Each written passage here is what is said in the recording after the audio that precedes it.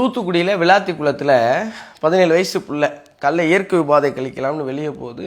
பிள்ளைய காணோம். 12வது படிக்குது. தேடி போய் பார்த்தா உடம்புல துணியெலாம் இல்லாமல் துண்டாக வெட்டி இந்த பிள்ளையோட உடம்பு மட்டும்.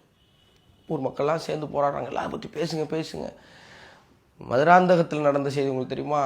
செங்கல்பட்டு மதுராந்தகத்தில் முந்தானேத்து தான், ரொம்ப நாளில் நேற்று கூட நீதிமன்றம் இதை பொது வழக்காக போட சொல்லி பேசிகிட்டு இருக்கு. 17 வயசு பையன், 16 வயசு பிள்ளை, 14 வயசு பிள்ளை வண்டியில் போயிட்டுருக்காங்க. 2 குடிகார அயோக்கியங்க அந்த பிள்ளைகளை விரட்டுறாங்க. 17 வயசு பையனும் 16 வயசு பிள்ளையும் ஓடி போயிட்டாங்க. இந்த 14 வயசு பச்சை மண் இருக்குல்ல, அது காலில் அடிவிட்டு கீழே விழுந்துருச்சு. இது தூக்கிட்டு போய் ஏரிக்கரையில் வச்சு நைட்டெல்லாம் அந்த பிள்ளைய காலையில் உடம்பெல்லாம் காயத்தோடு அந்த பிள்ளை மருத்துவமனை போயிருக்கு.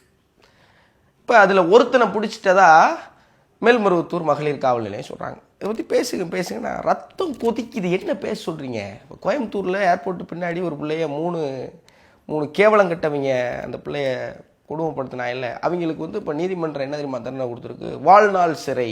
இவங்களை ஜெயிலில் அடைச்சி வாழ்நாள் பூரா அவங்களுக்கு சோறு போட்டு எதுக்குன்னு இவங்களுக்கு சோறு போட்டு என்ன செய்ய போகிறீங்க? இப்போ மதுராந்தகத்தில் மக்கள்லாம் போராடுறாங்கல்ல தூத்துக்குடியில், வந்தான்னு தெரிஞ்சு கண்டுபிடிச்சது மக்கள்கிட்ட கொடுத்துட்டா கண்ணு காது மூக்கு கையெல்லாம் பிச்சு அப்படியே செதைச்சு கொன்ற மாட்டோம். இப்போ அதை வீடியோ எடுத்து போட்டால் ஒருத்தனுக்கு பயம் வேண்டாமா? ஒரு பொம்பளை பிள்ளையை தொட போகிறோம், சின்ன பிள்ளையை தொட போகிறோம்னா பயம் வேண்டாமா? பயம் இல்லாமல் குடிச்சுட்டு இவங்களாம் தொடுறதுக்கு யார் அனுமதிக்கிறா? எப்படி அது வருது அந்த மனசு? தெரிஞ்சிச்சுன்னா நம்மளை சுக்கா பிச்சு கொன்றுவாங்களே அப்படிங்கிற பயம் வேண்டாம். பேசுறதுக்கு எப்படி ரத்தம் கொதிக்குது? காவல்துறை இருக்குது, நீதிமன்றம் இருக்குது, சட்டம் இருக்குது. தமிழ்நாடு அரசு என்ன பண்ணுறீங்க? ஒரு சட்டம் வேண்டாம்? இதுக்கப்புறம் யாராவது ஒரு பாலியல் வழக்கு செஞ்சானா அவனை ஊர் மத்தியில் நிப்பாட்டி சதையாக பிச்சு கொன்றுவோம்டா அப்படின்னு. ஒன்று அப்படி செஞ்சா அதுக்கப்புறம் அவனா தைரியம் வருமா? எல்லா வீட்லையும் பொம்பளை பிள்ளை வச்சுட்டு பதைக்கிறாங்கங்க. எங்கள் வீட்டில் பொம்பளை பிள்ளை இருக்குது, சின்ன குழந்தைல ஒரு 2 வயசு 3 வயசு பிள்ளையில விட மாட்டாங்க.